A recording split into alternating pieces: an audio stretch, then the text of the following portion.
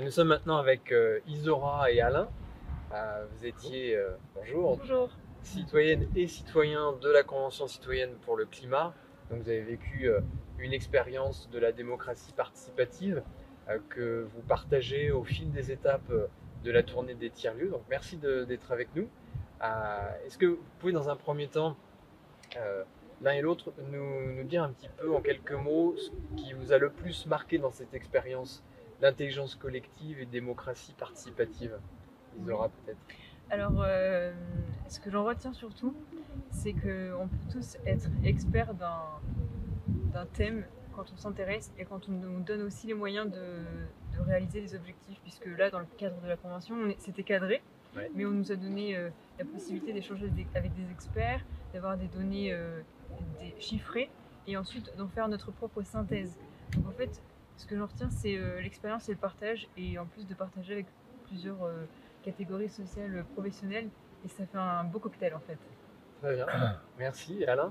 Eh ben, moi, c'est pareil, hein, avec les différentes couches sociales que l'on était, c'est de voir qu'on peut s'entendre, on peut, avec un petit peu d'études, c'est vrai qu'il faut être attentif, il faut écouter, savoir écouter les experts, prendre le pour, le contre, savoir calculer, étudier.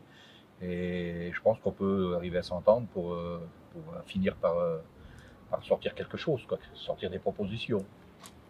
Et alors, le rapport justement à l'information, parce que je disais à l'instant, on peut tous devenir experts. Votre rapport à l'information, vous avez beaucoup travaillé pendant cette convention.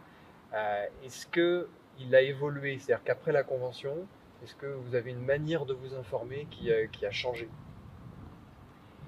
Alors, moi je sais que personnellement, je vais prendre plusieurs canaux. C'est-à-dire que je vais pas prendre forcément toujours les mêmes chaînes d'information. Je vais prendre aussi la presse papier, je vais aussi m'informer des réseaux sociaux. Et en fait, c'est comme ça que moi je vais m'informer. Et je continue pour me faire mon propre avis et pas forcément viser un journal particulier qui va peut-être vouloir m'axer dans une direction précise. Donc c'est vraiment la collecte d'informations et se faire son propre avis en fait. Ouais.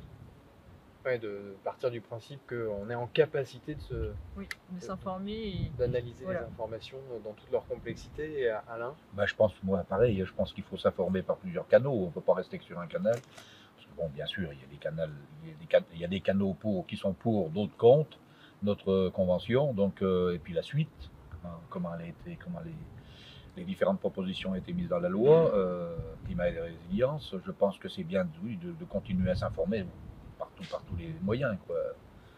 Et les thèmes sur lesquels vous avez travaillé pendant la convention sont des thèmes très, très larges, très complexes, l'alimentation, le logement, la mobilité. Maintenant que vous avez fait cet effort finalement intellectuel et de temps aussi passé pour comprendre les tenants, les aboutissants, les paramètres, est-ce que votre regard sur ces questions-là a évolué dans le sens où finalement une fois que l'on sait d'une certaine façon, est-ce que ça change au quotidien votre manière d'appréhender, de faire des choix personnels, mais aussi d'appréhender tout ce que vous pouvez voir et entendre ici et là? Oui. Oui, je pense, oui, oui, bien sûr. Oui, et puis même quand, Oui. sur les thématiques précises, par exemple, moi j'étais chez Se Loger.